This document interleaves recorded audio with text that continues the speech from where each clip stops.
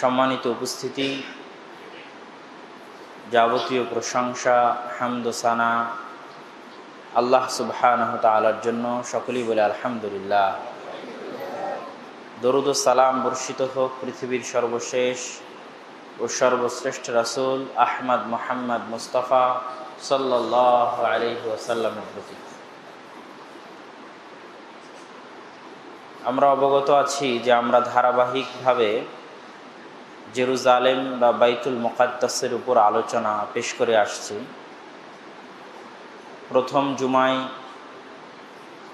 ইব্রাহিম আলাইহিস সালাতু ওয়াস সালাম থেকে নিয়ে মুহাম্মদ সাল্লাল্লাহু আলাইহি ওয়াসাল্লামের আগ পর্যন্ত আমরা বাইতুল মুকাদ্দাসের আলোচনা পেশ করেছি, যেখানে আমরা দেখেছি পৃথিবীতে যত নবী রাসূল এসেছেন ইব্রাহিম আলাইহিস সালাতু ওয়াস সালামের পরে সকল নবী রাসূলের কোনো না কোনোভাবে যোগাযোগ বাইতুল মুকাদ্দাস বা জেরুজালেমের সাথে ছিল। তাদের জন্ম অথবা বেড়ে ওঠা অথবা মৃত্যু, এবং এটাও দেখেছি যে আল্লাহ সুবহানাহু তাআলা বহু নবী রাসূলকে বাইতুল মুকাদ্দাস বিজয়ের জন্য নির্দেশ দিয়েছেন, জিহাদের জন্য নির্দেশ দিয়েছেন। তার মধ্যে অন্যতম হচ্ছেন মুসা আলাইহিস সালাতু ওয়াস সালাম এবং তারপরেই দাউদ আলাইহিস সালাতু ওয়াস সালাম। এবং এটাও দেখেছি যে আল্লাহ সুবহানাহু তাআলা এই ঘটনাগুলোতে বাইতুল মুকাদ্দাসকে আল আরদুল মুকাদ্দাসাহ, পবিত্র ভূমি, বারাকনা হাওলাহ, যার চারিদিকে বরকত দিয়ে ঘেরা আছে তথা বরকতময় হওয়ার বিষয়ে বহু আয়াতে আল্লাহ সুবহানাহু তাআলা স্পষ্টভাবে ঘোষণা করেছেন। তো নবী রাসূলগণের স্মৃতি বিজড়িত এই ভূমির দ্বিতীয় পর্বের আলোচনায় আমরা দেখেছি মুহাম্মদ সাল্লাল্লাহু আলাইহি ওয়াসাল্লামের জীবদ্দশায় তার জীবনের সাথে বাইতুল মুকাদ্দাসের সম্পর্ক। এবং আমরা এটাও বলেছি যে যদি আল্লাহ রাসূল সাল্লাল্লাহু আলাইহি ওয়াসাল্লাম বাইতুল মুকাদ্দাসের সাথে মুসলমানদের এই সম্পর্ক গড়ে না যেতেন, তাহলে ইসলাম লিউযহিরাহু আলা দ্বীনি কুল্লিহি, সকল দিনের উপর ইসলামের প্রাধান্য এবং সারা পৃথিবীর উপর ইসলামের গালবা, প্রাধান্য, ইসলামের আধিপত্য, ইসলামের বিজয় অসম্পূর্ণ থেকে যেত। এই জন্য রাসূল সাল্লাল্লাহু আলাইহি ওয়াসাল্লাম এবং আল্লাহ সুবহানাহু তাআলার ইচ্ছাতেই তার জীবনের বহু ঘটনাতে আমরা বাইতুল মুকাদ্দাসের সাথে সম্পর্ক দেখেছি। প্রথম কিবলা থেকে শুরু করে, মেরাজের ঘটনা থেকে শুরু করে, এবং আমরা দুইটা জিহাদের আলোচনাও করেছি, যুদ্ধের আলোচনা করেছি, যেটাতে রাসূল সাল্লাল্লাহু আলাইহি ওয়াসাল্লামের জীবদ্দশায় সংঘটিত হয়েছে এবং জেরুজালেমের আশেপাশে সংঘটিত হয়েছে। তার মধ্যে অন্যতম ছিল মুতার যুদ্ধ। দ্বিতীয় পর্বের আলোচনায় আমরা এটাও দেখেছি যে মুহাম্মদ সাল্লাল্লাহু আলাইহি ওয়াসাল্লামের পরে আবু বকর রাদিয়াল্লাহু তাআলা আনহু এবং তারপরে ওমর রাদিয়াল্লাহু তাআলা আনহুর হাতে বাইতুল মুকাদ্দাসের বিজয়। বাইতুল মুকাদ্দাসের এই বিজয় যদি ওমর রাদিয়াল্লাহু তাআলা আনহুর হাতে না হয়ে বা চার খলিফার কোনো একজনের হাতে না হয়ে পরবর্তীতে হতো, তাহলে বাইতুল মুকাদ্দাসের সাথে মুসলমানদের যে আত্মিক হৃদয়ের গাঢ় সম্পর্ক, সেটা হয়তো আজকে যত মজবুত আছে অত মজবুত নাও থাকতে পারত। এবং আমরা এটাও দেখেছি যে চার খলিফার কোনো খলিফাই সরাসরি কোনো শহর বা দেশ বিজয়ে অংশগ্রহণ করেননি। মিশর হোক, সিরিয়া হোক, অথবা ইরাক হোক, পারস্য হোক, রোম হোক, কিন্তু ওমর রাদিয়াল্লাহু তাআলা আনহু সশরীরে বাইতুল মুকাদ্দাস বিজয়ে অংশগ্রহণ করেছিলেন। তার এই সশরীরে বাইতুল মুকাদ্দাস বিজয় করা ইসলামের সাথে, মুসলমানদের সাথে বাইতুল মুকাদ্দাসের সম্পর্ককে, যেই স্বপ্ন রাসূল সাল্লাল্লাহু আলাইহি ওয়াসাল্লাম দেখেছিলেন, সেই স্বপ্নকে পরিপূর্ণরূপে বাস্তবায়ন এবং মুসলমানদের সাথে বাইতুল মুকাদ্দাসের আধ্যাত্মিক সম্পর্ককে সবচেয়ে মজবুত আকারে রূপদান করেন। ওমর, ওসমান, আলী রাদিয়াল্লাহু তাআলা আনহুম তাদের মৃত্যুর পরে তথা খোলাফায়ে রাশিদিনের যুগ শেষ হওয়ার পরে আমরা জানি যে ইসলামী খেলাফা, যেটা নিকট শতাব্দী পর্যন্ত চলেছে, 1913-1914 সাল পর্যন্ত নামকাওস্তে হলেও যে খেলাফা ছিল, সেটার আমরা কয়েকটা ভাগ ইতিহাসের পাতায় পাই। প্রথমগুলোকে বলা হয় উমাইয়া খেলাফা, তার পরেরগুলোকে বলা হয় আব্বাসীয় খেলাফত, এবং আব্বাসীয় খেলাফত আমলের একটা যুগ ছিল শক্তিশালী যুগ, আর একটা যুগ ছিল দুর্বল যুগ।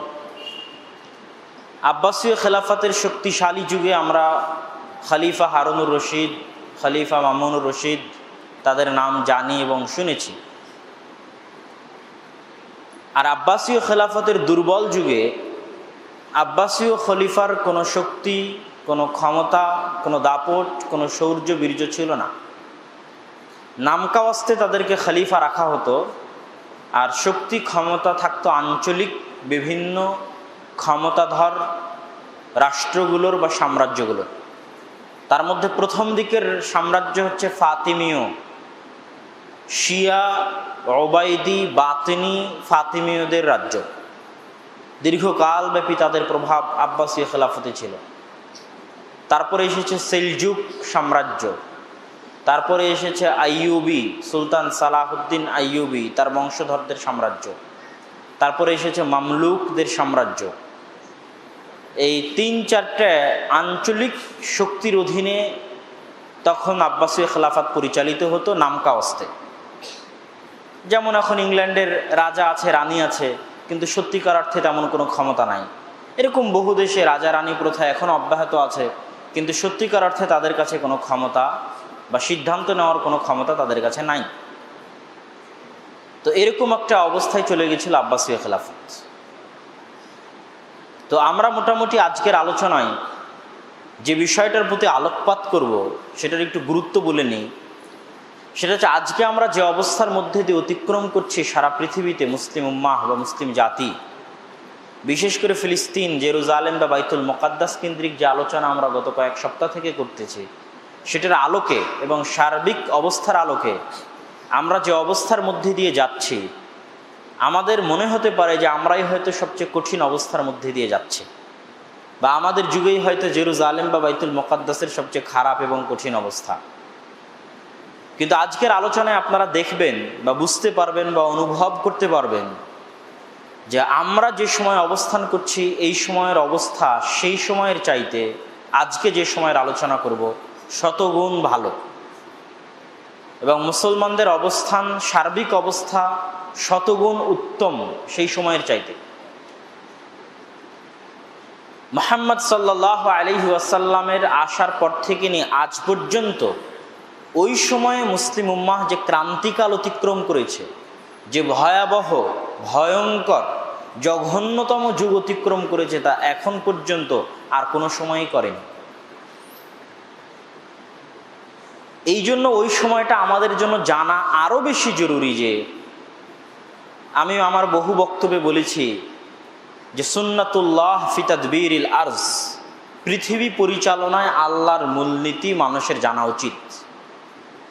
যে আল্লাহ সুবহানাহু ওয়া তাআলা কিভাবে পৃথিবী পরিচালনা করে থাকেন, আর পৃথিবী পরিচালনায় আল্লাহ সুবহানাহু ওয়া তাআলার মূলনীতি মানুষ ইতিহাসের মাধ্যমে জানতে পারে।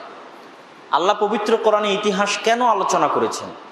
আদ, সামুদ, ইব্রাহিম, মুসা, ফিরআউন, কওমে লূত, কওমে নূহ, এই বিশাল বিশাল সম্প্রদায়ের ইতিহাস আল্লাহ কেন আলোচনা করেছেন? মানুষকে এটা বোঝানোর জন্য যে এই রকম হলে আল্লাহ এরকম করে থাকেন। এটাই পৃথিবী পরিচালনায় আল্লাহর নীতি। ফিরআউনের মতো এরকম অহংকারী হলে এরকম পতন হবে, হকের রাস্তায় থাকলে এরকম বিজয় হবে, ইমানের ওপর থাকলে এরকম পরীক্ষা আসবে। এটা আল্লাহ মানুষকে বুঝান যে এটা পৃথিবী পরিচালনায় আমার নীতি। তো আজকে যদি মুসলিম উম্মাহ চায় যে তারা পুনরায় বাইতুল মুকাদ্দাস বা জেরুজালেমে গিয়ে নিজেদের অধীনে নিয়ে স্বাধীন বাইতুল মুকাদ্দাসে 2 রাকাত সালাত আদায় করবে, বা ফিলিস্তিনের মুসলমানদেরকে তাদের কঠিন দুঃখজনক অবস্থান থেকে পরিত্রাণ দিবে, তাহলে তাদেরকে আগে ইতিহাস ঘাঁটতে হবে যে এর চাইতেও কঠিন অবস্থা থেকে আল্লাহ কিভাবে উত্তরণ দিয়েছিলেন, এর চাইতেও ভয়ঙ্কর অবস্থা থেকে আল্লাহ সুবহানাহু ওয়া তাআলা কিভাবে বাঁচিয়েছিলেন, এর চাইতেও জঘন্যতম অবস্থা থেকে আল্লাহ সুবহানাহু ওয়া তাআলা কিভাবে রক্ষা করেছিলেন। এটা আমরা ইতিহাসে দেখতে পাব। খোলাফায়ে রাশিদিনের পর যখন উমাইয়ারা শাসন আমল গ্রহণ করে, তখন দারুল খেলাফা বা রাজধানী, মদিনা থেকে রাজধানী পরিবর্তন হয়ে সিরিয়ার দামেস্কে চলে আসে।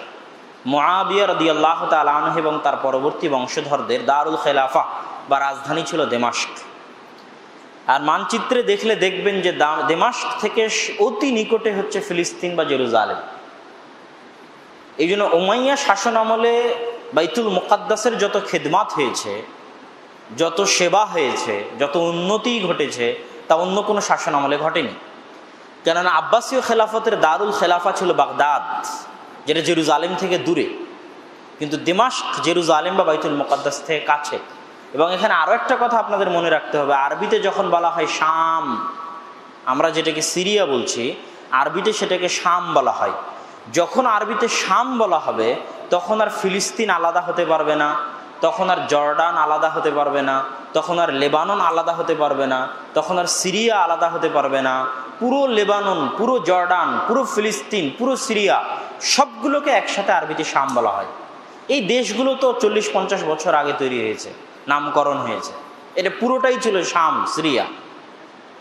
তো যেহেতু পুরোটাই শাম বা সিরিয়া, আর উমাইয়া খেলাফতের শাসন আমল ছিল শামে, আর রাজধানী ছিল দামেস্ক, সেহেতু স্বভাবতই বাইতুল মুকাদ্দাসের খেদমত উমাইয়া শাসন আমলে বেশি হয়েছে। আরেকটি কারণে বেশি হয়েছে, সেটা হচ্ছে বহুদিন যাবৎ উমাইয়া শাসকরা মক্কা এবং মদিনা থেকে দূরে ছিল আবদুল্লাহ বিন জুবাইর রাদিয়াল্লাহু তাআলা আনহুর বিদ্রোহের কারণে। আবদুল্লাহ বিন জুবাইর রাদিয়াল্লাহু তাআলা আনহুর অধীনে হিজাজ থাকার কারণে উমাইয়ার অনেক বড় শাসকগণ মক্কা এবং মদিনা থেকে দূরে ছিলেন। তাই তারা তৃতীয় পবিত্রতম স্থান হিসেবে বাইতুল মুকাদ্দাসের প্রচুর খেদমত করার চেষ্টা করেছে। তাদের খেদমতের একটা বড় অংশ ছিল পুরো মিশরের 7 বছরের, পুরো মিশরের টানা 7 বছরের রাজস্ব আয় বাইতুল মুকাদ্দাস বা জেরুজালেমের উন্নয়নে ব্যয় করা হয়। এবং তখনই কুব্বাতুস সাখরা, যেটাকে আমরা সবুজ গম্বুজ দেখতে পাচ্ছি, এই গম্বুজটি নির্মিত হয় আব্দুল মালিক বিন মারওয়ানের শাসন আমলে। অনেকেই এখানে মনে করে যে এই কুব্বাতুস সাখরাই হয়তো বাইতুল মুকাদ্দাস, আবার অনেকেই মনে করে যে না, কুব্বাতুস সাখরা বাইতুল মুকাদ্দাস নয়। এটা নিয়ে ফেসবুকে অনেক লেখালেখি এবং অনেক আলোচনা আছে। এটার বিষয়ে সঠিক মত হচ্ছে, আপনি গুগল ম্যাপে হোক বা ছবিতে হোক, পুরো যে এরিয়াটা, যেটা প্রাচীর ঘেরা দেখা যায়, সমতল মেঝে, এই পুরো প্রাচীর ঘেরা এরিয়া এবং সমতল মেঝেওয়ালা জায়গা সম্পূর্ণটাই বাইতুল মুকাদ্দাস, তথা কুব্বাতুস সাখরাও বাইতুল মুকাদ্দাসের অন্তর্ভুক্ত। আর যে মসজিদ ওমর রাদিয়াল্লাহু তাআলা আনহু তৈরি করেছেন, সেটাও বাইতুল মুকাদ্দাসের অন্তর্ভুক্ত। আর আমি আপনাদেরকে গত জুমায় বলেছিলাম যে কেন ওমর রাদিয়াল্লাহু তাআলা আনহু বাইতুল মুকাদ্দাস সামনে গিয়ে নির্মাণ করলেন, কুব্বাতুস সাখরার পিছনে নির্মাণ করলেন না, সেটা আমি গত জুমায় আলোচনা করেছি। তো ওমর রাদিয়াল্লাহু তাআলা আনহু নির্মাণ করেছেন এই পুরো মসজিদকে যদি আমরা বাইতুল মুকাদ্দাস এরিয়া মনে করি, তাহলে পিছনে আছে কুব্বাতুস সাখরা আর সামনে আছে ওমর রাদিয়াল্লাহু তাআলা আনহুর নির্মাণ করা বাইতুল মুকাদ্দাস। কিন্তু পুরো এরিয়াটাই যে আল আরজুল মুকাদ্দাসা, পবিত্র ভূমি, সেই পুরো এরিয়াটাই পবিত্র ভূমির অন্তর্ভুক্ত। সুতরাং কুব্বাতুস সাখরা ইহুদিরা ভেঙে ফেললে কোনো সমস্যা নাই, বিষয়টা এরকম নয়, বা ওই জায়গাটা দখল করে নিলে কোনো সমস্যা নাই, বিষয়টা এরকম নয়। পুরো জায়গাটাই আল আরজুল মুকাদ্দাসা, পবিত্র ভূমি। তো উমাইয়া শাসন আমলে আমরা দেখলাম যে বাইতুল মুকাদ্দাসের সবচেয়ে বেশি খেদমত হয়েছে, যার একটা বর্ণনা আমরা দিলাম। 132 হিজরিতে উমাইয়া শাসনের পতন হলে, যখন আব্বাসীয়রা খেলাফতে আসে, তখন তারা তাদের রাজধানী নিয়ে চলে যায় বাগদাদে। এবং আমরা এটাও বলেছি যে আব্বাসীয় খেলাফতকে আমরা 2 ভাগে ভাগ করব, একটা হচ্ছে তাদের শক্তিশালী সময়, আর একটা হচ্ছে তাদের দুর্বল সময়। তাদের দুর্বল সময়ের প্রথম অংশে তাদের উপর প্রভাব বিস্তার করেছিল ওবাইদিয়া, শিয়া, ফাতেমি। আজকের মিশরের জামিয়াতুল আজহার বা আজহার বিশ্ববিদ্যালয় মূলত ফাতেমি খেলাফতের নির্মাণ করা। তারা জামিয়াতুল আজহার নির্মাণ করেছিল শিয়া মাযহাব প্রচার করার জন্য। কিন্তু পরবর্তীতে আল্লাহ সুবহানাহু ওয়া তাআলা তাদের এই স্বপ্ন বাস্তবায়ন করতে দেননি। জামিয়াতুল আজহার সুন্নি মাযহাবের প্রচারক হিসেবেই বহুদিন থেকে পৃথিবীতে কাজ করে আসছে, কিন্তু প্রতিষ্ঠা হয়েছিল শিয়া মাযহাব প্রচারের জন্য। এবং ফাতিমীয়দেরকে বা ওবাইদি শিয়াদেরকে খলিফা বা খেলাফত বলাটাও আসলে উচিত নয়। কি জন্য? ইতিহাসের পাতা ঘাটলে দেখা যায় যে যখন তারা মিশরের শাসনভার গ্রহণ করে, তখন তারা মসজিদের দরজায়, বাড়ির দরজায় ওমর রাদিয়াল্লাহু তাআলা আনহু, আবু বকর রাদিয়াল্লাহু তাআলা আনহু এবং আয়েশা রাদিয়াল্লাহু তাআলা আনহার নামে গালিগোলজ, মিথ্যা অপবাদ লিখে দিয়ে আসতো, ঝুলিয়ে দিয়ে আসতো এবং মানুষকে গালিগালাজ করতে বাধ্য করত। এবং সুন্নি মাযহাবের বড় বড় আলেম ওলামাদেরকে হত্যা করা, জবাই করা, নির্যাতন করা, জুলুম করা, এগুলো তাদের চিরাচরিত স্বভাবের অংশ হয়ে দাঁড়িয়েছিল। এবং আমরা এই পুরো ক্রুসেডের যুদ্ধের যারা ইতিহাস পড়বেন তারা সবাই দেখবেন যে ক্রুসেডের যুদ্ধে মুসলমানদের বিরুদ্ধে সবচেয়ে বেশি মুনাফিকি এই শিয়ারাই করেছে। ওবাইদি, বাতিনি, ফাতিমীয় যে শিয়ারা, এবং বড় বড় সৎ শাসককে তারা হত্যা করেছে। ইমাদউদ্দিন জিঙ্কি, নুরউদ্দিন জিঙ্কির মতো বড় বড় শাসককে তারা হত্যা করেছে মুসলমানদের, এবং সব সময় তারা ক্রুসেডারদের সাথে আতাত করেছে গোপনে। তো ওই সময়ের এই ইতিহাস থেকে আপনি যেটা শিক্ষা নেবেন সেটা হচ্ছে এই সময়ও আজকেও যদি আপনি বাইতুল মুকাদ্দাস বিজয় করতে চান তো সবচেয়ে বড় মুনাফিকের মুখোমুখি হবেন আপনি শিয়াদের নিকট থেকেই, যেহেতু সেই সময় সালাহুদ্দিন আইয়ুবী সবচেয়ে বেশি মুনাফিকের মুখোমুখি হয়েছিলেন শিয়াদের নিকটে। তো এই সময় আব্বাসীয় খেলাফতের খলিফারা ছিল নামকাওয়াস্তে খলিফা। তখন সেলজুক সালতানাতের উত্থান হয়। সেলজুক সালতানাত বা সেলজুক সাম্রাজ্যের উত্থান হলে স্বয়ং আব্বাসীয় খলিফা আল কায়েম বিআমরিল্লাহ সেলজুক সুলতানকে আমন্ত্রণ জানান বাগদাদ দখল করে এই শিয়াদের নিকট থেকে তাকে পরিত্রাণ দিতে। তো সেলজুকদের মহান সুলতান আলাপ আরসালান তিনি বাগদাদ গিয়ে শিয়াদের নিকট থেকে বাগদাদকে উদ্ধার করত পুরো মুসলিম বিশ্বে সেলজুক সালতানাতের ভিত্তিপ্রস্তর স্থাপন করে, এবং সেলজুক সালতানাতের মাধ্যমে আব্বাসীয় খেলাফা পুনরায় সুন্নিদের কর্তৃক প্রভাবিত এবং সারা মুসলিম বিশ্বে সঠিক আকিদা এবং সঠিক আমলের প্রচারের একটা মাধ্যম হয়ে দাঁড়ায়। এই সেলজুক সালতানাতের উপর এত লম্বা আলোচনা এই জন্য করতেছি যে কিছুক্ষণ পরই যখন দেখবেন যে ক্রুসেডারদের সাথে যুদ্ধ হচ্ছে, তখন ওই ক্রুসেডারদের সাথে যুদ্ধের যে মুজাহিদ তাদের উত্থান, তাদের তৈরি মূলত কোথায় হয়েছে? তাদের তৈরি মূলত এই সেলজুক সালতানাতের হাতেই হয়েছে। সেলজুক সালতানাতের বিখ্যাত এই শাসক আলাপ আরসালান বাইজেন্টাইন তখনও কিন্তু তুরস্ক বিজয় হয়নি। কনস্টান্টিনোপল বা আরবিতে যেটাকে কুস্তুনতুনিয়া বলা হয়, আজকের যেটা তুরস্ক বা তুরস্কের রাজধানী ইস্তাম্বুল, তখনও কিন্তু বিজয় হয়নি। পুরো ক্রুসেড আমলে কিন্তু তুরস্ক বা কুস্তুনতুনিয়া বিজয় হয়নি, বরং ক্রুসেডের যুদ্ধে আপনি ম্যাপে দেখলে বুঝতে পারবেন, এবং যত 8টা ক্রুসেড হয়েছে, একটা দুইটা নয়, দীর্ঘ 200 বছর যাবৎ 8 বার ইউরোপ থেকে এসে বাইতুল মুকাদ্দাস দখল করে, সিরিয়া দখল করে মুসলমানদের উপর অত্যাচার জুলুম করার 8 বার প্রচেষ্টা হয়েছে। এটা দীর্ঘ 200 বছর ব্যাপী, একবার দুইবার নয়। এবং একদিনের জুমার খুতবা এই পূর্ণ আলোচনা কমপ্লিট করা সম্ভব নয়, কিন্তু আমরা সারমর্মটা পেশ করে দিব ইনশাআল্লাহ। তো এখানে যেটা বলতে চাইলাম যে তখন ইস্তাম্বুল বিজয় হয়নি। তো যত ক্রুসেডাররা আসতো তারা দুইটা রাস্তা দিয়ে আসতো। স্থলপথে আসলে তুরস্ক দিয়ে আসতো, তুরস্ক দিয়ে ভূমধ্য সাগরের পাড় হয়ে, ধার হয়ে ত্রিপলি, আক্কা, হাইফা, তারপরে এখন যে তেল আবিব, এগুলো সব ভূমধ্য সাগরের তীরবর্তী অঞ্চল। গাজা, এগুলো সব ভূমধ্য সাগরের তীরবর্তী অঞ্চল।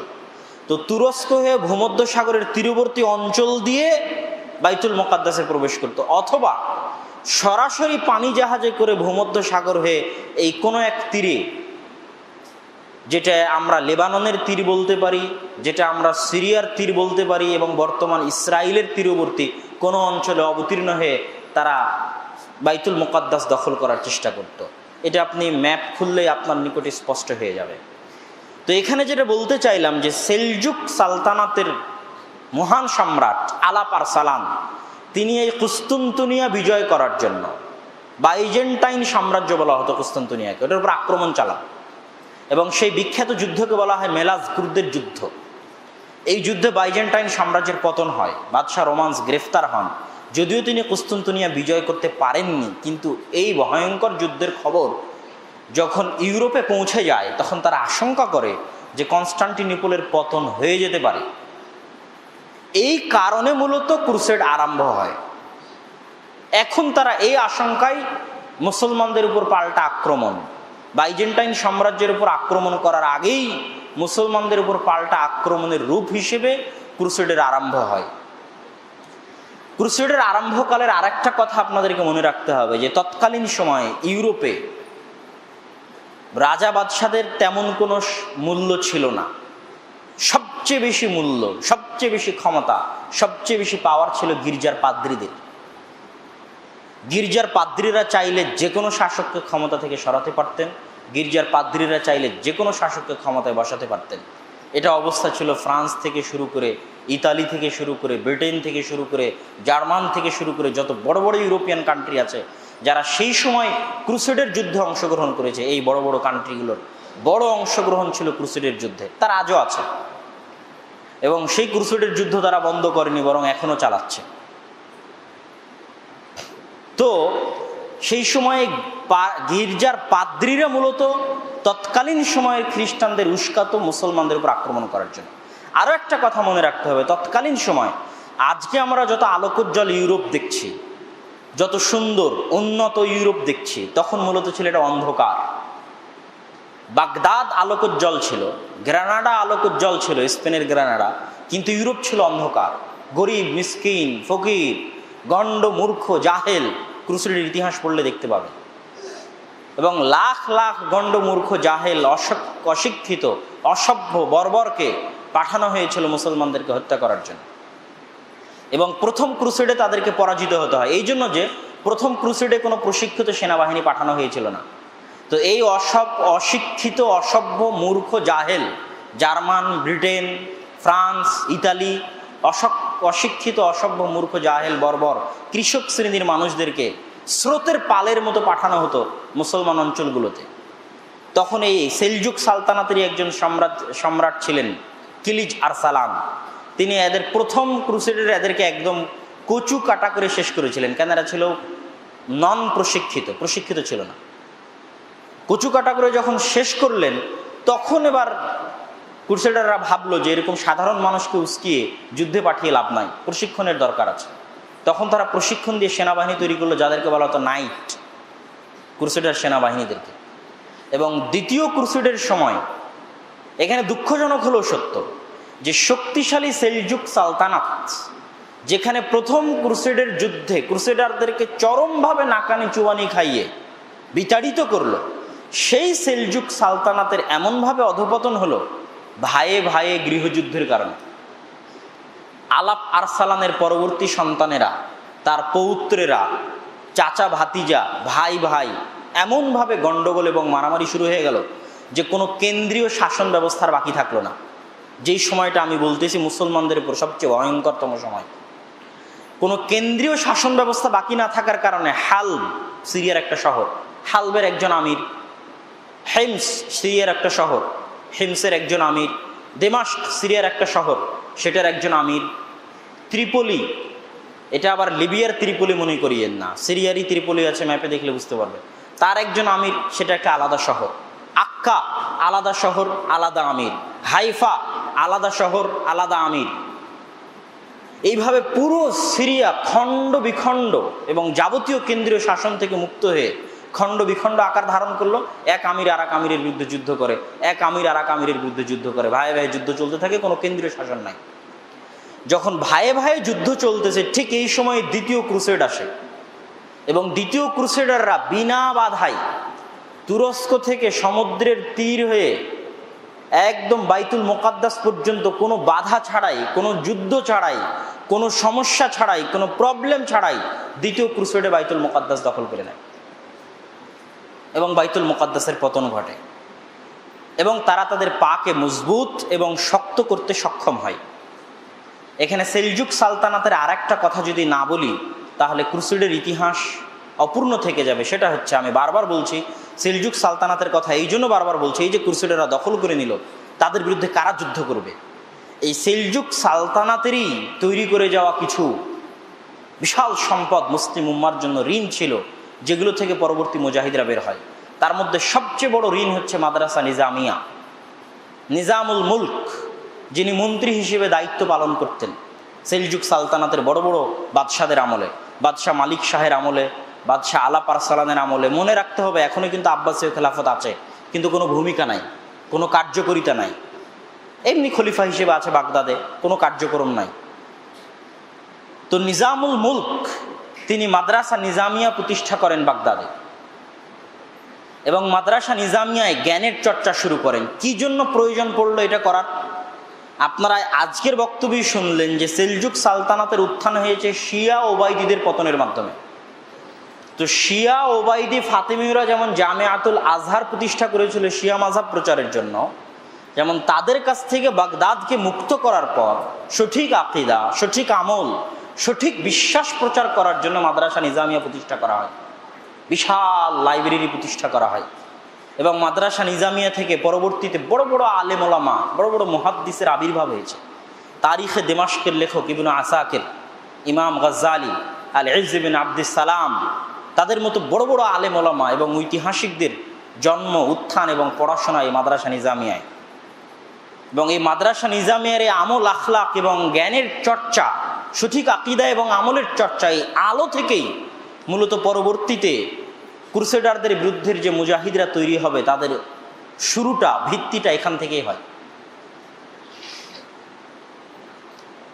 তো আমরা মোটামুটি দেখলাম যে ক্রুসেডাররা বাইতুল মুকাদ্দাস বিজয় করে নিয়েছে, এবং যেই দিন ক্রুসেডাররা বাইতুল মুকাদ্দাস বিজয় করে সেই দিন আপনাদের মনে রাখতে হবে যে ওমর রাদিয়াল্লাহু তাআলা আনহু যখন বাইতুল মুকাদ্দাস বিজয় করেছিলেন তখন তার ব্যবহার কেমন ছিল। আবার আজকের বক্তব্যই দেখবেন সালাহুদ্দিন আইয়ুবী যখন বাইতুল মুকাদ্দাস বিজয় করবে তখন তার ব্যবহার কেমন ছিল।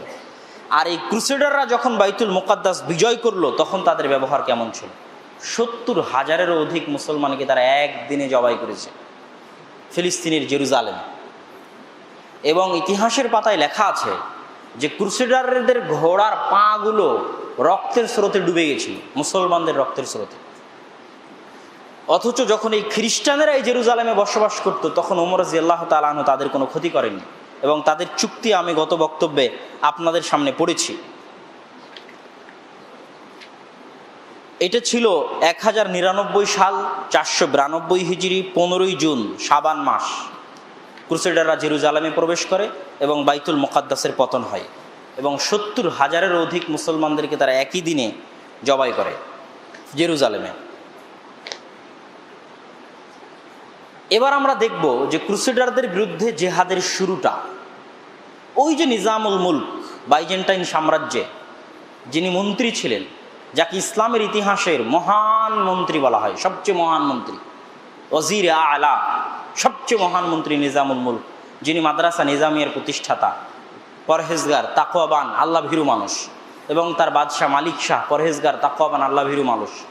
এই দুইজনের যিনি নিরাপত্তা রক্ষী ছিলেন, এই দুইজনের যিনি দারওয়ান ছিলেন, তিনি আর কেউ নন, তিনি হচ্ছেন নুরুদ্দিন জিঙ্কি বা নুরুদ্দিন জঙ্গি বা ইমাদউদ্দিন জিঙ্কি বা ইমাদউদ্দিন জঙ্গি। নুরুদ্দিন জিঙ্কির দাদা এবং ইমাদউদ্দিন জিঙ্কির পিতা, তিনি ছিলেন ওই নিজামুল মুলক এবং মালিক শাহের নিরাপত্তারক্ষী। তার একটা সেলজুক সালতানাতের একজন কর্মচারীর বংশধর থেকে আল্লাহ সুবহানাহু ওয়া তাআলা ক্রুসেডারদের পতনের যাত্রাটা শুরু করেন। ইমাদউদ্দিন জিঙ্কি রাহিমাহুল্লাহ তিনি মুসেলের আমির মওদুদের সাথে থেকে প্রথম জিহাদে অংশগ্রহণ করেন ক্রুসেডারদের বিরুদ্ধে, এবং মুসেলের আমির মওদুদের মৃত্যুর পর ইমাদউদ্দিন জিঙ্কি রাহিমাহুল্লাহ নিজে মুসেলের আমির হন। এবং ইমাদউদ্দিন জিঙ্কি রাহিমাহুল্লাহ মুসেলের আমির হওয়ার পর এখন থেকে আপনারা দেখবেন যে কিভাবে বাইতুল মুকাদ্দাস বিজয়ের কর্মপরিকল্পনা তৈরি হচ্ছে, এবং ওই কর্মপরিকল্পনাই একমাত্র সম্ভব বাইতুল মুকাদ্দাস বিজয়। কেননা বাইতুল মুকাদ্দাসের পতনের পর রাজনৈতিক ঐক্যের মাধ্যমে 505 হিজরিতে একটা যুদ্ধ আরম্ভ হয়েছিল ক্রুসেডারদের বিরুদ্ধে। এই মুসেলের যিনি বাদশাহ মওদুদ, তিনি মানুষজনকে উৎসাহিত করে, যেহেতু বাগদাদ তখন মারকাজুল ইলম, জ্ঞানের কেন্দ্র ছিল, এবং বাগদাদে মাদ্রাসা নিজামিয়া ছিল, মানুষজনের মধ্যে জ্ঞানের চর্চা ছিল, মানুষজনের চাপে পড়ে বাগদাদের তৎকালীন নামকাওয়াস্তে আব্বাসী খলিফা সব বিভিন্ন, আমি বলেছি কেন্দ্রীয় শাসনবিহীন যে রাজা বাদশারা ছিল বিভিন্ন শহরের, তাদেরকে ডেকে একটা রাজনৈতিক ঐক্য করে 505 হিজরিতে। রাজনৈতিক ঐক্য করে ক্রুসেডারদের বিরুদ্ধে যুদ্ধ করে। এই রাজনৈতিক ঐক্য সম্পূর্ণরূপে ব্যর্থ হয়, ফ্লপ হয়। কেন? যুদ্ধ শুরু হওয়া মাত্রই মুনাফিকি দেখা দেয়। কেন? এটা তো আল জিহাদ ফি সাবিলিল্লাহ ছিল না, আল্লাহর সন্তুষ্টি ছিল না, বাইতুল মুকাদ্দাস অর্জনের ইচ্ছা ছিল না, নিজের ক্ষমতা টিকানোর স্বার্থ ছিল, নিজের দেশ বা নিজের মাতৃভূমি বা নিজের ক্ষমতা, নিজের প্রভাব প্রতিপত্তি ধরে রাখার স্বার্থ ছিল। আজকেও যখন ইসরায়েল দখল করেছে ফিলিস্তিন, তখন এরকম রাজনৈতিক ঐক্য হয়ে তিনবার যুদ্ধ হয়েছে। ওই রাজনৈতিক ঐক্যের যুদ্ধে পরাজয় ছাড়ার কিছুই আসেনি। তো এই ঘটনাগুলোতে আপনি দেখবেন যে রাজনৈতিক ঐক্য দিয়ে বাইতুল মুকাদ্দাস মুক্ত হয়নি। ইমাদউদ্দিন জিঙ্কির মতো সেলজুক সালতানাতের একজন কর্মচারীর সন্তান, যে সামান্য মুসলিমের আমির, কোনো খলিফা বা বাদশাহ নয়, তার অন্তরের ইখলাস, তার অন্তরের চাওয়া এবং নিঃস্বার্থ চাওয়া যে বাইতুল মুকাদ্দাস মুক্ত করতে হবে একমাত্র আল্লাহর সন্তুষ্টির জন্য। কোনো জাতীয়তাবাদী ধারা, জাতীয়তাবাদী মতবাদ বা ধর্মনিরপেক্ষ মতবাদ, যেমন আজকের ফিলিস্তিনে যদি আপনি দেখেন যে আল ফাতাহ, তারা কি? তারা হচ্ছে জাতীয়তাবাদী চেতনায় বিশ্বাসী, ধর্মনিরপেক্ষ চেতনায় বিশ্বাসী। তাদের জাতীয়তাবাদী ধর্মনিরপেক্ষ চেতনা কি? যে আমি ফিলিস্তিনি, আমার বাড়ি আমার চাই। নট মুসলিম ফিলিস্তিন মুসলমানদের ফিলিস্তিন চাই, বাইতুল মুকাদ্দাস মুসলমানদের বাইতুল মুকাদ্দাস চাই, সম্পূর্ণ আল্লাহর সন্তুষ্টির জন্য নিঃস্বার্থভাবে। এটা আসে না। এই জন্য তারা বিশ্বাস করে যে একই সাথে ইসরায়েল এবং ফিলিস্তিন পাশাপাশি বসবাস করবে, এরকম দ্বিজাতির ভিত্তিতে শান্তিতে বসবাস করবে, এটাই নাকি সমাধান। তো এই জাতীয় সমাধান দিয়ে কোনোদিন বাইতুল মুকাদ্দাসের মুক্তি হবে না। আজকের ঘটনা থেকে আপনাকে শিখতে হবে যে ওই সময় এর চাইতে ভয়ঙ্কর। বাইতুল মুকাদ্দাসে যখন ইসরায়েলরা প্রবেশ করে, তখন এভাবে 70,000 মানুষকে জবাই করেনি। তারা ক্রমবর্ধমানভাবে অত্যাচার চালিয়েছে।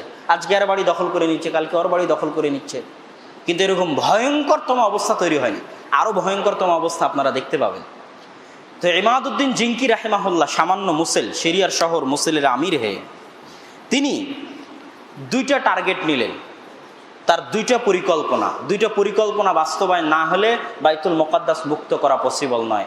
এক, যত মুসলিম আশেপাশে আছে তাদেরকে এক নেতৃত্বের অন্তর্ভুক্ত করতে হবে, যেটা এখন কেন্দ্রীয় শাসন নাই, এক নেতৃত্বের অন্তর্ভুক্ত নয়। এই জন্য আমি আমার বহু বক্তব্যে বলেছি, মুসলমানদের ঐক্য হচ্ছে রাষ্ট্র ক্ষমতার ঐক্য। আপনি আজকে অনেকেই দেখবেন ফেসবুকে ঐক্য নিয়ে লেখালেখি করে, তারা মনে করে যে হানাফি আহলে হাদিস এক জায়গায় বসলে ঐক্য হয়ে গেল, জামাত ইসলাম চরমনাইপির এক জায়গায় বসলে ঐক্য হয়ে গেল। এটা ইসলামী ঐক্যর থিওরি নয়। ইসলামী ঐক্যর থিওরি হচ্ছে রাষ্ট্রীয় ঐক্য। এক রাষ্ট্রনেতা বা এক খলিফার অধীনে সব মুসলিম রাষ্ট্র, সব মুসলমান থাকবে, এটা হচ্ছে ঐক্য। সবাই এক মাযহাবের হয়ে যাবে, আর বা 2 মাযহাবের আলেম এক জায়গায় বসবে, এটা ঐক্য। এরকম ঐক্যর থিওরি বোঝা যায় না। তো উনি প্রথমত এটা চাইলেন। দ্বিতীয়ত ওনার পরিকল্পনা হচ্ছে মিশর আর সিরিয়া যদি এক শাসনের অন্তর্ভুক্ত না করা যায়, তাহলে বাইতুল মুকাদ্দাস বিজয় করা সম্ভব নয়। আজকেও আপনি ম্যাপ খুলে দেখেন যে সিরিয়া এবং মিশর যদি এক শাসনের অন্তর্ভুক্ত না হয়, সিরিয়া বলতে তার মধ্যে লেবাননও অন্তর্ভুক্ত, তার মধ্যে জর্ডানও অন্তর্ভুক্ত, যদি এক শাসনের অন্তর্ভুক্ত না হয়, বাইতুল মুকাদ্দাস বিজয় করা সম্ভব নয়। তো ইমাদউদ্দিন জিঙ্কি রাহিমাহুল্লাহ এই পরিকল্পনা গ্রহণ করলেন। এই পরিকল্পনার ওপর তিনি চলতে থাকলেন এবং তিনি অনেক পরহেজগার, তাকওয়াবান, আমলওয়ালা মানুষ ছিলেন। কেউ যখন তার সামনে বক্তব্য দিতে গিয়ে তার প্রশংসা করত যে আল আমির, আস সুলতান, আল আদেল, তখন তিনি এগুলো বলতে নিষেধ করতেন। তিনি বলতেন যে শুধু বলবে আল আব্দুল ফকির, আল্লাহর রহমত এবং আল্লাহর মাগফিরাত এবং আল্লাহর ক্ষমতা দয়ার মুখাপেক্ষী এক ফকির মিসকিন বান্দা।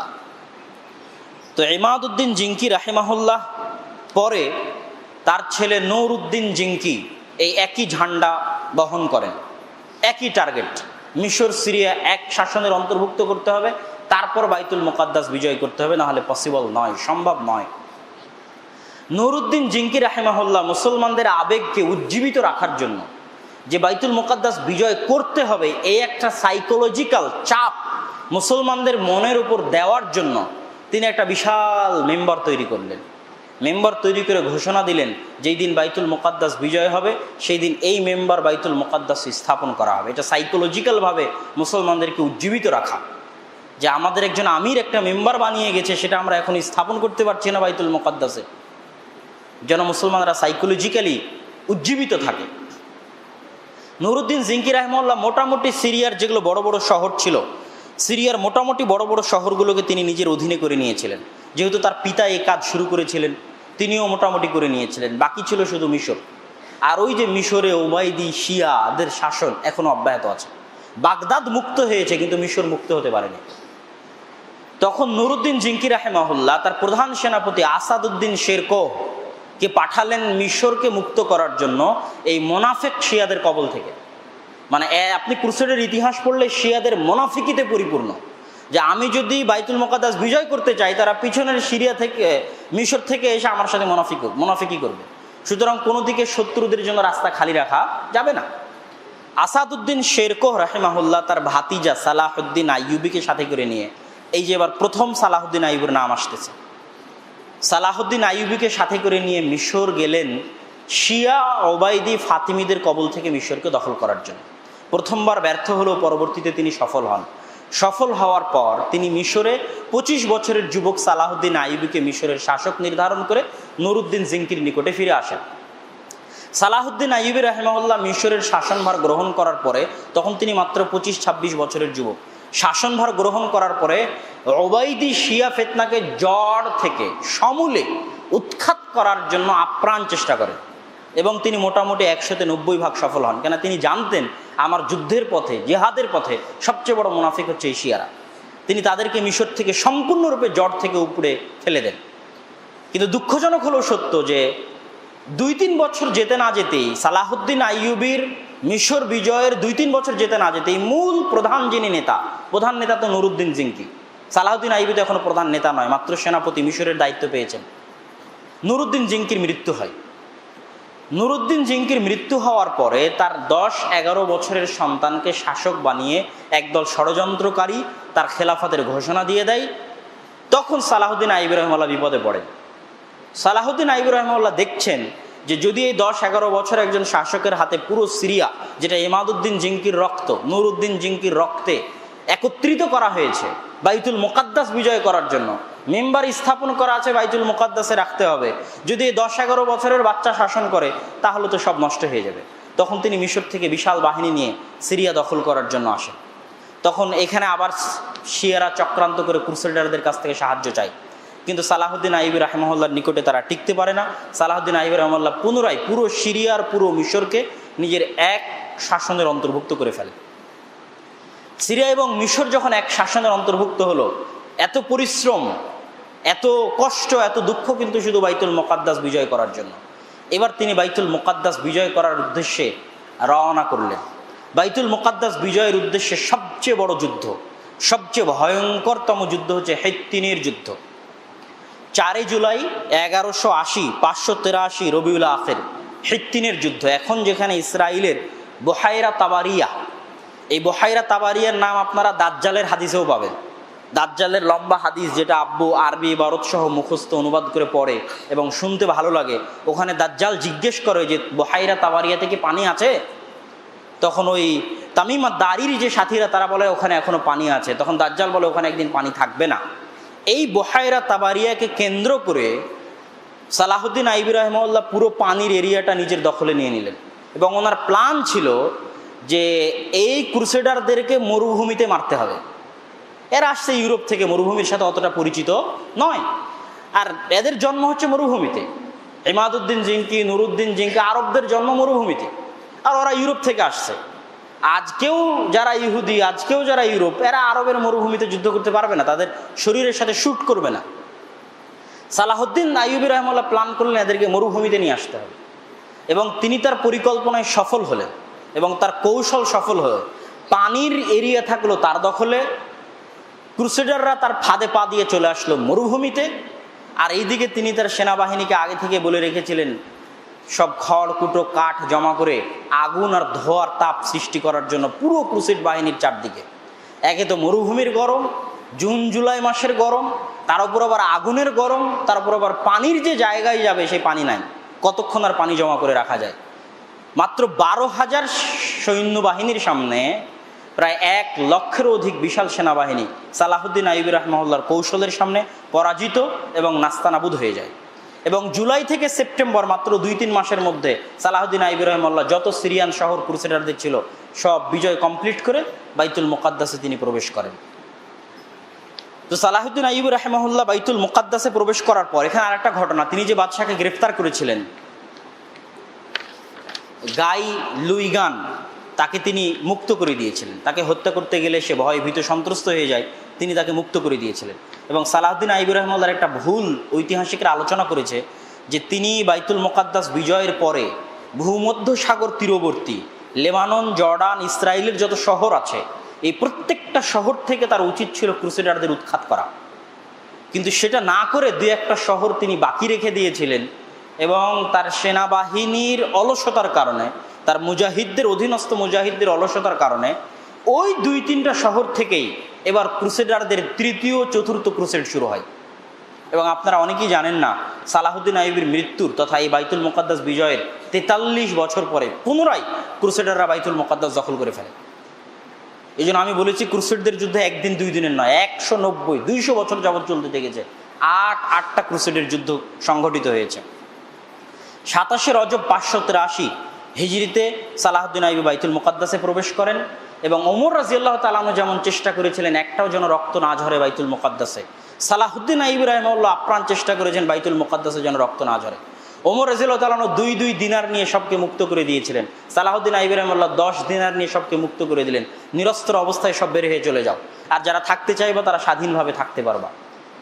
অথচ এই শহরেই আজ থেকে 40-50 বছর আগে যখন ক্রুসেডাররা এসেছিল তখন 70,000 মুসলমানকে হত্যা করেছে। তো এই ছিল ইসলামের উদারতা। এখন আমরা মোটামুটি ক্রুসেডারদের যুদ্ধের শেষ পর্যায়ে চলে এসেছি। এখন আমরা দেখব যে সেলজুক সালতানাতের পরে আইয়ুবী সালতানাতের উত্থান হলো সুলতান সালাহুদ্দিন আইয়ুবীর মাধ্যমে। সুলতান সালাহুদ্দিন আইয়ুবীর মৃত্যুর পরে তার ভাই, চাচা, ভাতিজা গন্ডগোল তৈরি হয়ে গেল, গৃহযুদ্ধে লেগে গেল। একই ঘটনা, সেম ঘটনা যেমন সেলজুক সালতানাতের অধীনে হলো। যখন তার ভাই, চাচা গৃহযুদ্ধে লেগে গেল তখন পুনরায় 43 বছর পর ক্রুসেডাররা বাইতুল মুকাদ্দাস দখল করে নিল। ক্রুসেডাররা পুনরায় বাইতুল মুকাদ্দাস দখল করার পর এবার দ্বিতীয়বার বাইতুল মুকাদ্দাস ক্রুসেডারদের হাত থেকে উদ্ধার করছে আইয়ুবী বংশেরই সালাহুদ্দিন আইয়ুবীরই পরবর্তী বংশধর 642 হিজরিতে নাজমুদ্দিন আইয়ুব। তার হাতে পুনরায় বাইতুল মুকাদ্দাস বিজয় হচ্ছে। তার হাতে যখন পুনরায় বাইতুল মুকাদ্দাস বিজয় হয় তখন শেষ 2টা ক্রুসেড, 7ম ক্রুসেড আর 8ম ক্রুসেড, যখন নাজমুদ্দিন আইয়ুব পুনরায় বাইতুল মুকাদ্দাস বিজয় করেন তখন ক্রুসেডাররা 7ম ক্রুসেড পরিচালনা করে পুনরায় বাইতুল মুকাদ্দাস দখল করার জন্য। এই ক্রুসেডারদের সাথে 7ম ক্রুসেডে মানসুরা, সিরিয়ার মানসুরা নামক জায়গায় যে ভয়ঙ্কর যুদ্ধ হয়, এই ভয়ঙ্কর যুদ্ধে নাজমুদ্দিন আইয়ুব মারা যান। এখন উত্থান হবে মামলুক সালতানাতের। মামলুক সালতানাতের উত্থান, এবং আমি বলেছিলাম যে মুসলমানদের ইতিহাসের সবচেয়ে ভয়ঙ্করতম যুগ হচ্ছে এই যে ঘটনাগুলো বলতেছে এই যুগ। কেন ভয়ঙ্করতম এখনই সেটা আরো ক্লিয়ার বুঝতে পারবেন। মামলুক সালতানাতের কিভাবে উত্থান হলো? মামলুক কারা? মামলুক মানে হচ্ছে দাস, কৃতদাস। ওই যে মাদ্রাসা নিজামিয়ার আদলে ওই সময় যারা বিভিন্ন এলাকার বিভিন্ন শহরের কৃতদাস, গোলাম, অসহায়, এতিম, তাদেরকে নিয়ে এসে মাদ্রাসায় পড়াশোনা করিয়ে একটা বিশাল সেনাবাহিনী তৈরি করে মুজাহিদ বানিয়ে বিভিন্ন যুদ্ধে ব্যবহার করা হতো। তো এরা এক সময় যুদ্ধ করতে করতে করতে করতে বিভিন্ন শাসকের অধীনে, এই সালাহুদ্দিন আইয়ুবীর অধীনেও যুদ্ধ করেছে, বিভিন্ন শাসকের অধীনে যুদ্ধ করতে করতে একটা সময় তাদের শক্তি, ক্ষমতা এবং দাপট বেশি হয়ে যায়। তারা পরিপূর্ণরূপে ক্ষমতা কখন হাতে পায়? নাজমুদ্দিন আইয়ুব, যিনি শেষবারের মতো বাইতুল মুকাদ্দাসকে বিজয় করলেন, এবং তার বাইতুল মুকাদ্দাসের বিজয়ের পর থেকে ইসরায়েল প্রতিষ্ঠা হওয়ার আগ পর্যন্ত বাইতুল মুকাদ্দাস মুসলমানদের হাতেই ছিল, বা জেরুজালেম মুসলমানদের হাতেই ছিল দীর্ঘ কয়েক শতাব্দী যাবৎ। এই নাজমুদ্দিন আইয়ুব যখন যুদ্ধের মাঠে মারা যান মানসুরার যুদ্ধে, তখন তার স্ত্রী দায়িত্ব গ্রহণ করে।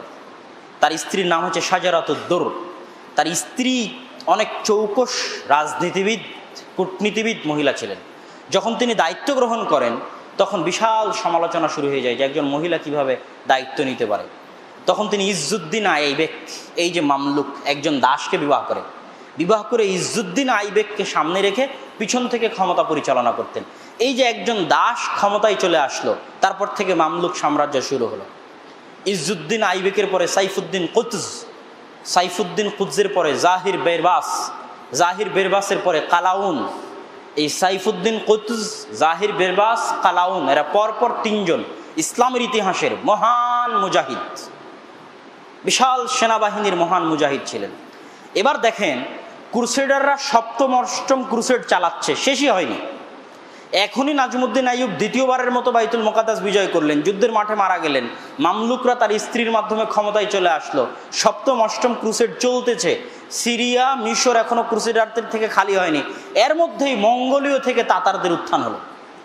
তাতারদের এই বিশাল স্রোত সমুদ্রের ঢেউয়ের মতো বাধাহীন গতিতে সামারকান্দ, তুর্কমেনিস্তান, উজবেকিস্তান, পায়ের নিচে বোখারা পিষতে পিষতে বাধাহীন গতি, কেউ বাধা দেওয়ার নাই, কেউ টিকার নাই।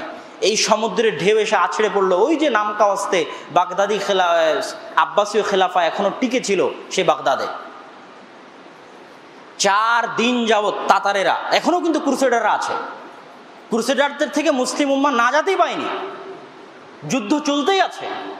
আর ভয়ঙ্কর তাতারিরা বাগদাদে চলে এসে 4 দিন যাবৎ কয়েক লক্ষ মুসলমানকে হত্যা করে, জবাই করে, মুসলমানদের মাথা দিয়ে মিনার, বিশাল মিনার তৈরি করে। কেন এই হালাকু খা চেঙ্গিস খান এদের কাছে কোনো শিক্ষাও ছিল না, কোনো সভ্যতাও ছিল না, কোনো জ্ঞানও ছিল না।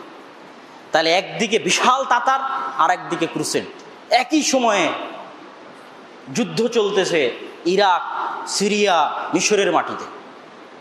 তাহলে অর্চাইতে ভয়ঙ্করতম, অর্চাইতে জঘন্যতম এবং অর্চাইতে খারাপ, কঠিন, দুর্যোগপূর্ণ অবস্থা মুসলমানদের ইতিহাসে মুসলমানদের সাথে কখনোই ঘটেনি, আজকেও নয়। আজকেও এত ভয়ঙ্কর, এত খারাপ ইতিহাস মুসলমানদের নাই। তারপরে এবার মামলুক খেলাফাতেই একমাত্র খেলাফা যারা একসাথে ক্রুসেড এবং কাতারের বিরুদ্ধে যুদ্ধ করে, তাতারদের বিরুদ্ধে যুদ্ধ করেছে। তাতাররা বাগদাদ দখল করে নিয়ে সামনে বাড়তে থাকলো মিশরের দিকে। তখন সাইফুদ্দিন কুতুজ দেখলেন যে কোথাও বাধাহীন গতিতে এগিয়ে আসছে, একে যদি আটকানো না যায় তো পুনরায় ফিলিস্তিনের পতন হবে, বাইতুল মুকাদ্দাসের পতন হবে।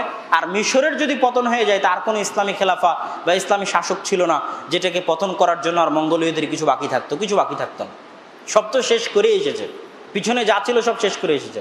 তখন ভারত উপমহাদেশে খাওয়ারিজম শাহদের শাসন ছিল, তারাও টিকতে পারেনি তাতারদের সামনে। তো তখন এবার ভয়ঙ্করতম আর একটা যুদ্ধ, যেমন হিত্তিনের যুদ্ধ, বেশি দিনের ব্যবধানে নয়, আর একটা ভয়ঙ্করতম যুদ্ধ হলো আইনে জালুতের যুদ্ধ। 25শে রমজান 658, রমজান মাস 658, আইনে জালুতের যুদ্ধ। এই ভয়ঙ্কর যুদ্ধে সাইফুদ্দিন কুতুজ, জাহির বেরবাস তারা অবতীর্ণ হলেন এবং প্রথমবারের মতো হালাকু খা চেঙ্গিস খা বুঝতে পারলো যে দুনিয়াতে কেউ আছে। এবং মামলুকদের হাতে তাদের কঠিন এবং ভয়ঙ্করতম পরাজয় হলো। মামলুকদের হাতে তাদের পরাজয়ের পর তাদের এই গতি থেমে যায়। সাইফুদ্দিন কুতুজ, জাহিরুদ্দিন বেরবেস এবং কালাউন মিলে 193 বছর যাবৎ যে ক্রুসেড চলল, 689 হিজরি পর্যন্ত, এই হালাকু খানদেরকেও সম্পূর্ণরূপে মুসলিম এলাকা থেকে বিতাড়িত করেন, ক্রুসেডারদেরকেও সম্পূর্ণরূপে মুসলিম এলাকা থেকে বিতাড়িত করেন। তবে হালাকু খা চেঙ্গিস খানের পরবর্তী বংশধর মানে তাতারদের সাথে মুসলমানদের কঠিন অবস্থা অল্প সময় ছিল, বেশি দিন না। এই জন্য যে তাতারিদের কোনো ধর্ম ছিল না, কোনো দিন ছিল না, তো তারা একটা অসভ্য জাতি হিসেবে সব কিছু ধ্বংস করে দিয়েছে। কিন্তু মুসলমানদের দাওয়াহ, তাবলীগ, আচার ব্যবহার, মুসলমান মেয়েদেরকে বান্দি হিসেবে নিয়ে গেছে, কোনো মুসলমান মেয়ে তাদের বাড়িতে বান্দি হিসেবে থেকেছে, কেউ স্ত্রী হিসেবে থেকেছে। মুসলমানদের আচার ব্যবহার, কৃষ্টি, কালচার, সংস্কৃতিতে প্রভাবিত হয়ে হালাকু খা চেঙ্গিস খানের পৌত্র এবং পৌত্রের পরবর্তী বংশধররা মুসলমান হয়ে গেছে। এবং এই মঙ্গোলীয়দেরকেই কিন্তু মোঘল বলা হয় আরবিতে, মোগলি, যেটাকে আমরা মঙ্গল বলি। এবং আমাদের যে ভারত উপমহাদেশের মুঘল শাসন আমল, এটা ওর সাথেই রিলেটেড। এবং এই জন্যই খান শব্দটা মনে করা হয় মুসলমানদের, অথচ চেঙ্গিস খান হালাকু খা কিন্তু ছিল তাতার, যারা বাগদাদের পতন ঘটিয়েছে। কিন্তু বেশি দিন তারা টিকতে পারেনি, একসময় তারা মুসলমান হয়ে গেছে। তো এই দীর্ঘ ইতিহাসে আমি সংক্ষিপ্ত যদি আপনাদেরকে কয়েকটা জিনিস বলতে চাই, তাহলে এটাই বলবো যে কয়েকটা জিনিসের সংমিশ্রণ ছাড়া মুসলমানদের দ্বিতীয়বার উত্থান সম্ভব নয়। মাদ্রাসা নিজামিয়ার মতো জ্ঞান চর্চা, সঠিক আকিদা চর্চা, শিয়াদের মতো খারাপ আকিদা থেকে মুক্তি, ভ্রান্ত জঘন্য আকিদা থেকে মুক্তি, এবং নিজের স্বার্থের জন্য নয়, দেশের জন্য নয়, জাতীয়তাবাদের জন্য নয়, ক্ষমতার জন্য নয়, শুধু আল্লাহর সন্তুষ্টির জন্য যে কাজ করবে এবং আল্লাহর সন্তুষ্টির জন্য যে মাঠে নামবে, ও দুর্বল হলেও আল্লাহ সুবহানাহু ওয়া তাআলার সহযোগিতা সে পাবে। এবং তার হাত দিয়ে বিজয় আসবে। ওই জাতীয়তাবাদী ঐক্য, রাজনৈতিক ঐক্যের হাত দিয়ে মুসলমানদের বিজয় সম্ভব নয়। তবে হতাশ হওয়ার কিছু নেই এবং পরাজয় বা নিরাশার কিছু নেই। আল্লাহ সুবহানাহু ওয়া তাআলা ওই রকম কঠিন অবস্থা থেকে যদি মুসলমানদের উত্তরণ ঘটাতে পারেন, তো আজকের এই কঠিন অবস্থা থেকেও তিনি মুসলমানদের উত্তরণ ঘটাবেন।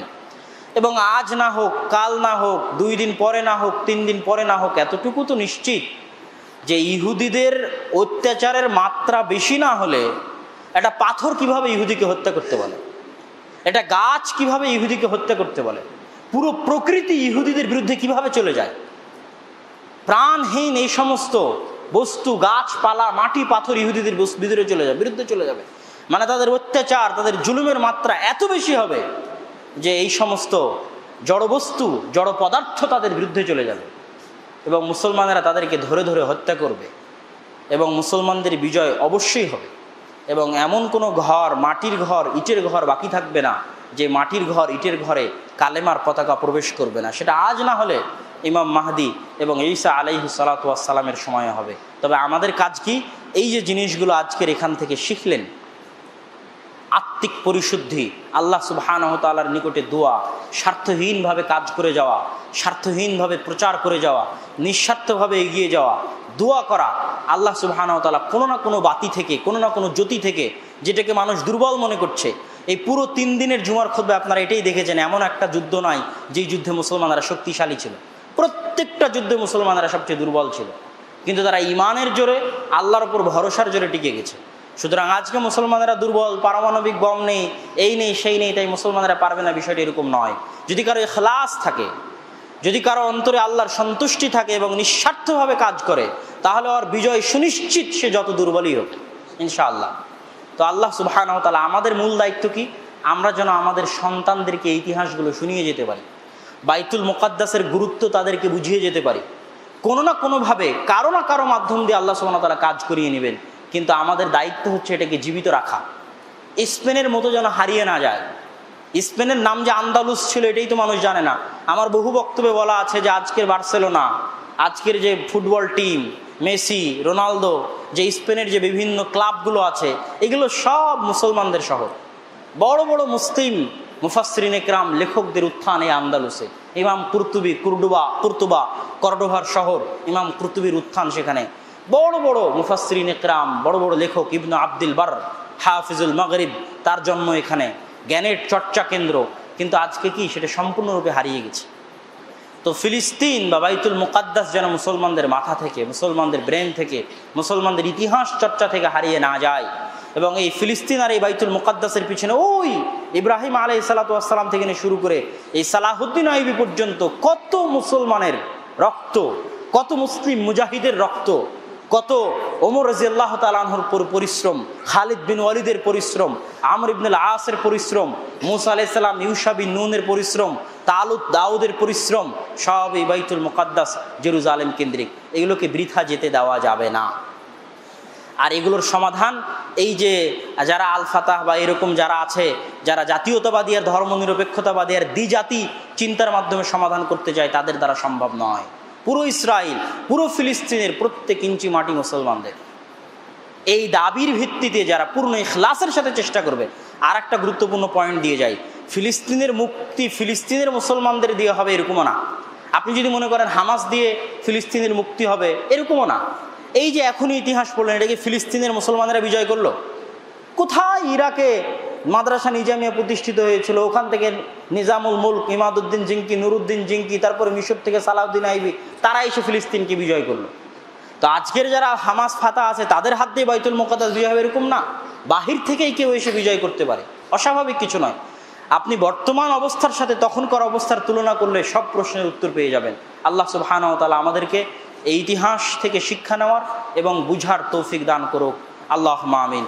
এবং ইখলাসের সাথে নিজের আদর্শ, নিজের আকীদা, নিজের সংস্কৃতি নিয়ে জ্ঞান চর্চার মাধ্যমে এই ইতিহাস, এই আকীদাকে উজ্জীবিত রেখে সামনে এগিয়ে যাওয়ার তৌফিক দান করুক, আল্লাহুম্মা আমিন।